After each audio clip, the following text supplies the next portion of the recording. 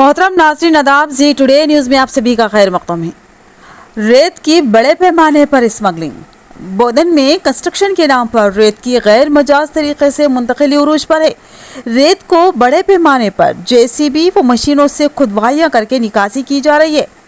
इन रेत माफियाओं की वजह से आए दिन ट्रैफिक का मसला व हादसात में इजाफा देखा जा रहा है। ऐसे में आला ओहदेदारान खामोश तमाशबिन हैं और एक इत्तला ये भी मिली है कि इसमें कुछ यूट्यूब रिपोर्टर्स, ऑफिसर्स और ओहदेदारान शामिल हैं, जिससे अवाम में तशवीश की लहर दौड़ गई।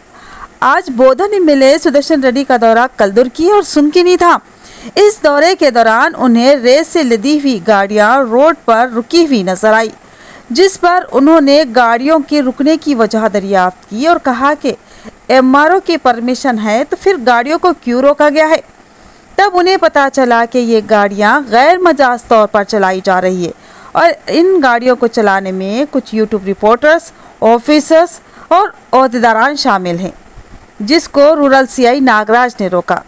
तब एमएलए सुदर्शन रेड्डी ने सख्त वार्निंग देते हुए कहा कि इन रेत माफियाओं के खिलाफ, रिपोर्टर्स के खिलाफ और ऑफिसर्स के खिलाफ इक़दाम करते हुए गैर मजाज तरीके से मुंतकिल की जा रही रेती को रोकने के इक़दाम करें और इसमें मुलविस अफराद को बख्शा ना जाए।